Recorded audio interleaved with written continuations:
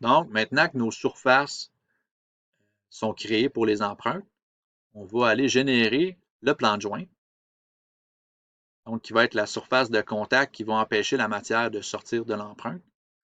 Donc, je sélectionne ma ligne de joint. Ici, on en a juste une, mais on pourrait avoir plusieurs lignes de joint. Et après ça, je vais extruder le plan de joint plus grand que nécessaire pour l'instant. Puis après, je vais revenir dessiner les dimensions pour mon insert. Donc, j'ai différentes options. Je peux être tangent à la surface, normal à la surface ou perpendiculaire à l'ouverture du moule. Pour l'instant, je vais juste sélectionner perpendiculaire à l'ouverture du moule. Et dans certains cas, on pourrait rajouter une surface de verrouillage lors de la création des inserts. Donc là, j'ai ma surface qui va me servir de référence pour le plan de joint. Je vais ensuite aller dessiner sur ce même plan de joint la dimension extérieure de mon insert. Donc, voyez-vous, je vais venir générer mon insert, ou plutôt les dimensions de mon insert. Donc, je me laisse suffisamment de matière pour aller générer par la suite là, mon plan de joint.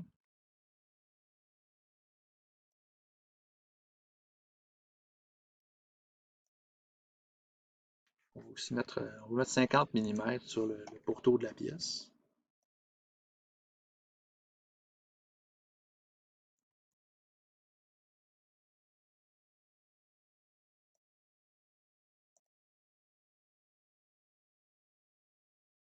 Donc là, ce qui est important, c'est que mon rectangle soit à l'intérieur du plan de joint pour générer mes surfaces. Vous allez comprendre pourquoi par la suite.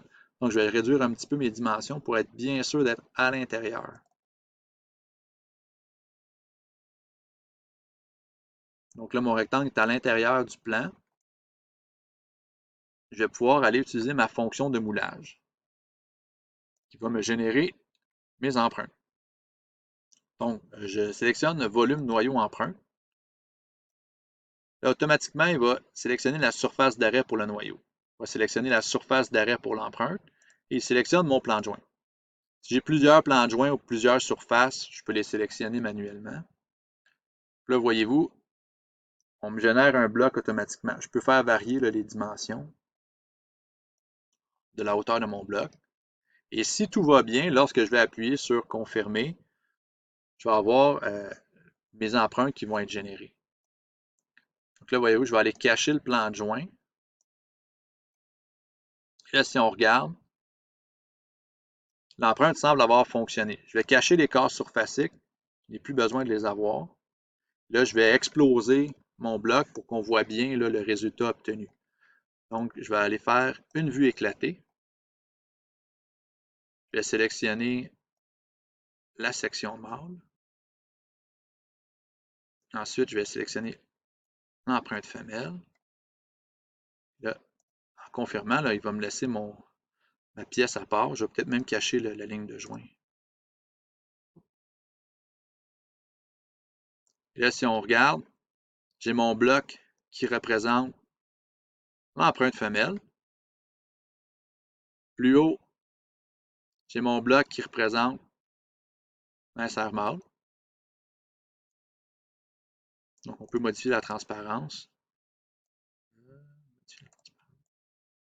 Là, voyez-vous, le logiciel a bien séparé mes blocs.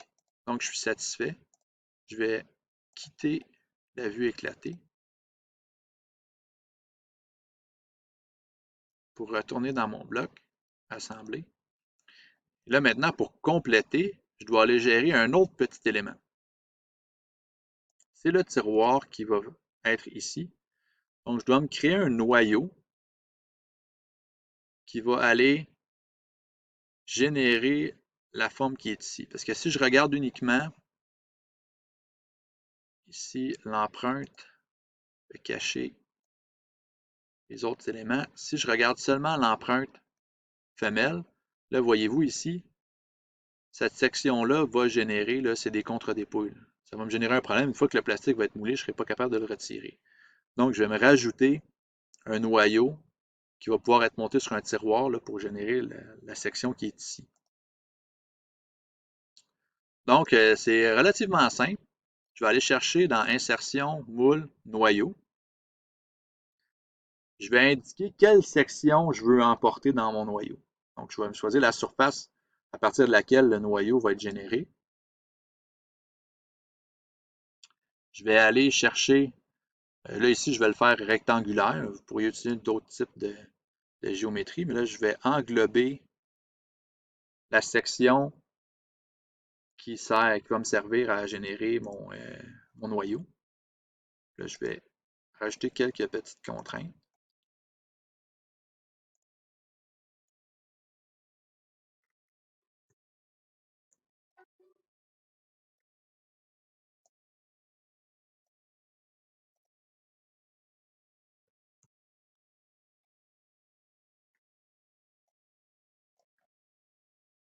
Et là, regardez bien, ici, ce que je veux, c'est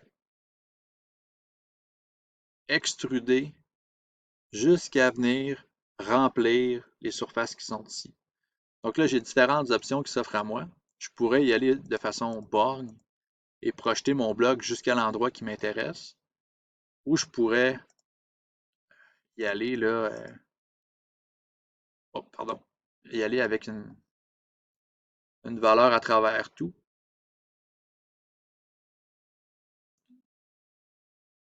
Je vais retourner dans ma fonction. Je vais choisir mon esquisse.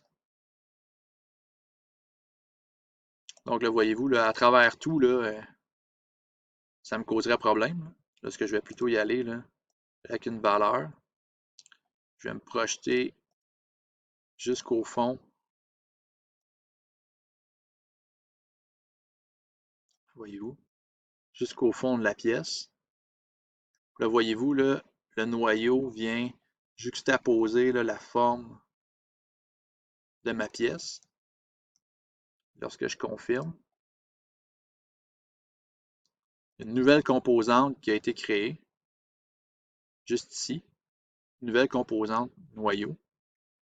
Quand je vais retourner éclater mes pièces,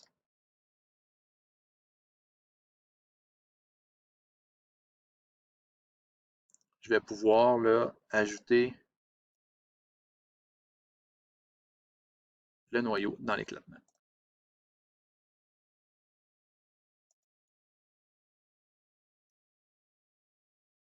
Donc, voyez-vous, le noyau va maintenant générer la section ici qui était en contre-dépouille. Ce noyau qui va venir s'insérer juste ici. Là, tout ce qu'on peut faire pour finaliser le tout, ça serait de créer des configurations pour chacune des pièces. Donc, je vais rassembler mon moule. Je vais ajouter des configurations pour l'empreinte mâle.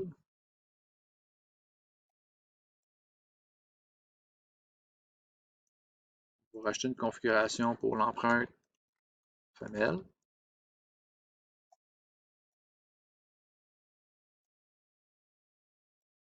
On va avoir aussi, on pourrait avoir une pièce qui est seule, donc la pièce. Et pour terminer, on va avoir une configuration où on aura le noyau. Là, ce qu'on va faire, c'est qu'on va cacher les corps qui ne sont pas requis.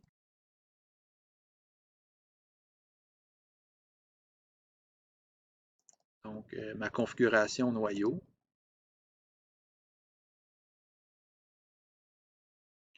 Ensuite, je pourrais avoir ma configuration pièce.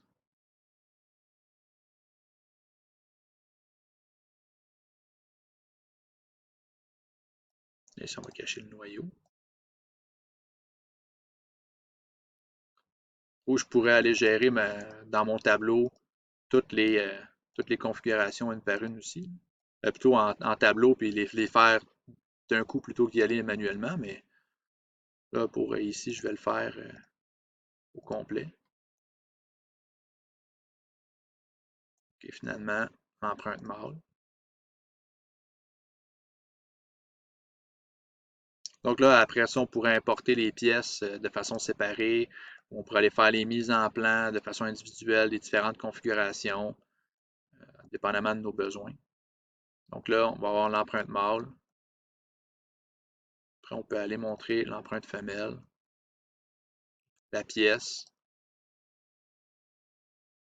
et le noyau. Et finalement, si on a besoin de travailler sur l'ensemble, on va dans la configuration par défaut où on a tout, avec nos vues éclatées. C'est comme ça qu'on réussit à générer là, nos inserts de base. Après ça, là, si on veut rajouter des surfaces de verrouillage et les autres attributs comme les seuils, les canaux d'alimentation, ben là, on va devoir poursuivre là, nos modifications là, de façon plus poussée et plus précise.